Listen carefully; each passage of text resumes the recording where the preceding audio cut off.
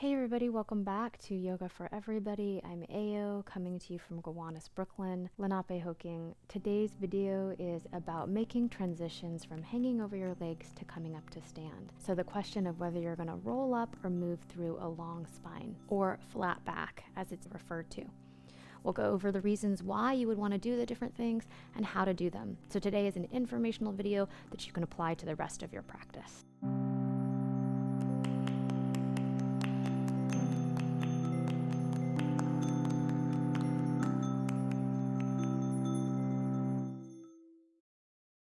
So the first thing I want to talk about is why we do the things that we do. Rolling up the spine is great for adding some openness in your lower back, for stretching those muscles a little bit as long as you're bending your knees, for letting yourself stretch a little bit through the back of the shoulders. However, if you're dealing with a compressed spine, so if you have a slipped disc or a compressed vertebrae, a pinched nerve, or if you're dealing with kyphosis or postural kyphosis, which is a falling forward of the chest, probably not a great option for you, and you're going to want to try to lay off of it. The other option, which is long spine or flat back, can be really great for getting some strength and stability in the spine. It can be a little difficult and challenging if you're dealing with a lot of low back pain, but that one is more doable for everybody as long as it's done with correct alignment. The main thing that I want you to remember is that you are making a choice to either roll down your spine or move through a long spine. You want to get away from the idea of being kind of like halfway in one, where you're not fully lengthening and using your strength,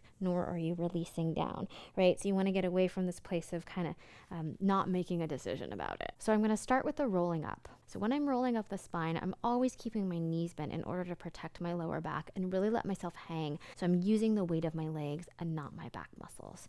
So it looks like this. I'm going to keep my knees nice and bent. Your torso might press really heavily down onto your thighs. That's great for the back if you're experiencing tension there.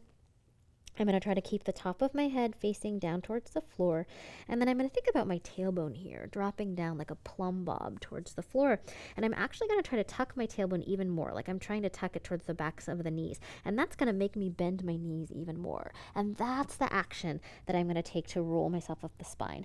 Now my knees are nice and in line with my toes, my arms can hang heavy. It's always nice to stop in between and just sort of check out, am I lifting, am I gripping, am I holding, can I let go? Hang like a rag doll. Tuck that tailbone. You'll feel your legs. They might even shake a little bit, and that's excellent. And then we come all the way up. I always find that after rolling up the spine, I need some kind of chest opener, whether that's something just as simple as reaching my arms out and up, or whether that's just taking a little circle with the shoulders forward and up and back. And then we're going to reverse that. I'm going to drop my chin down towards my chest. I'm going to let my knees bend here, let the top of my head lead me down, arms hang nice and heavy. Again, not doing this if you know that you have a slipped disc or kyphosis or any of that stuff going on. Hanging over the legs, the lower body takes you down until you're nice and soft. Again, using the energy of my legs. You might find that your legs shake. Okay, one more time just to practice, tucking the tailbone under, bending the knees in line with the toes, rolling up the spine, arms hang heavy.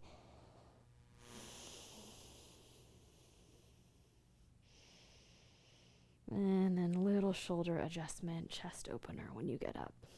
Okay, the next thing we're going to address is long spine, or sometimes referred to as flat back.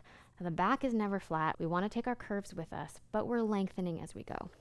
So moving through long spine, I'll show it first hanging over the legs. I'm also going to show it with knees bent. So to do this, I might bring my hands to my shins or to support, and I'm going to lift myself halfway up. Now from here, I'm just going to check out. Can my front body move towards my back body so I'm not sinking into my lower back, but I feel that my lower back can stay a little wide, and I'm using the strength of my core to support me. You might pause here for a moment. The legs are really working, and then bring yourself all the way up to stand. In a lot of yoga classes, you'll then see it that you lift your arms up and out, and then they call it reversing the swan dive. So we're going to take those same long spine forward. Again, you can bend your knees. I like to open my arms always out to the side. And the reason for that is if I reach my arms out this way, I'm hinging the weight of my arms onto my shoulders. And most of us tend to do this because we spend so much time on the computer. So unless you know you're really strong in your back, go ahead and open your arms out to the side so you can keep your chest nice and open. And then hanging over.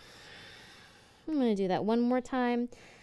Again, you could be reversing the swan dive, reaching yourself out and up, or bringing your hands onto the legs to walk yourself up. Now, this can be done with bent or straight knees. And the thing is that when you bend your legs, you automatically know that the weight is going into the strength of your legs. If you keep your legs straight, you want to be a little more careful of making sure that you're working in your hamstrings and not hinging on your back. So if you're not sure, or if you tend to have lower back pain, then always go ahead and bend your knees when you're coming through this.